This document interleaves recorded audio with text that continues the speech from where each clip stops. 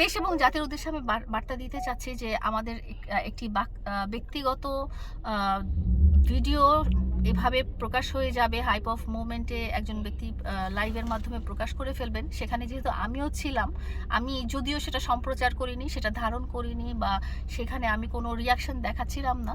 তো তারপরেও যেহেতু আমি সেখানে ছিলাম, আমি দেশ, সমাজ এবং সকলের কাছে ক্ষমা প্রার্থী।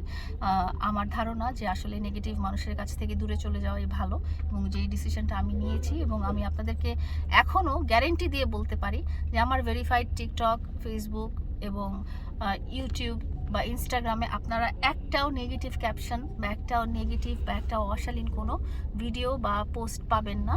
আর আমাদের নাম দিয়ে আসলে অনেক রকম ফেক পেজ খোলা হয়েছে, আমাদের নাম দিয়ে অনেক রকম ফেক আইডি খোলা হয়েছে। সেখানে যদি তারা অশালীন কোনো কিছু সম্প্রচার করে থাকে, আমি বলবো যে সেগুলো আপনারা যথাযথভাবে রিপোর্ট মারবেন এবং আপনারা ইগনোর করে যাবেন। আপনারা শুধু আমার ভেরিফাইড পেজটা দেখবেন, আমার ভেরিফাইড টিকটক আইডিটা দেখবেন যে সেখানে আজ পর্যন্ত কোনো অশালীন কোনো কিছু আমি সম্প্রচার করিনি, অশালীন কোনো ক্যাপশন দেইনি এবং আমাদের ব্যক্তিগত জীবনেও কিছু না, সেখানে বিনোদন দেওয়ার জন্য ছোট ছোট রিলস বা টিকটক করা হয়েছে।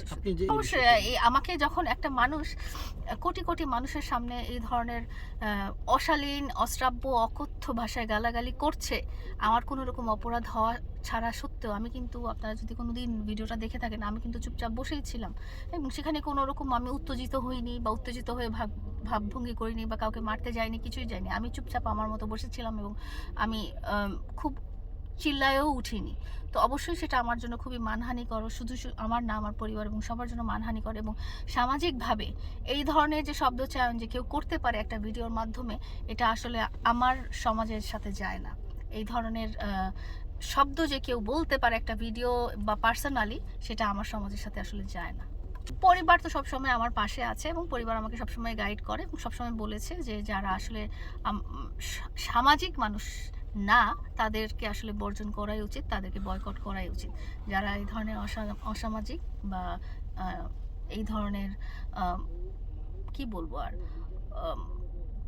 এই ধরনের অসামাজিকই বলতে পারি, যে অসামাজিক বা কোনো সুস্থ মস্তিষ্কের মানুষ আসলে এই ধরনের একটা কাজ করতে পারে না।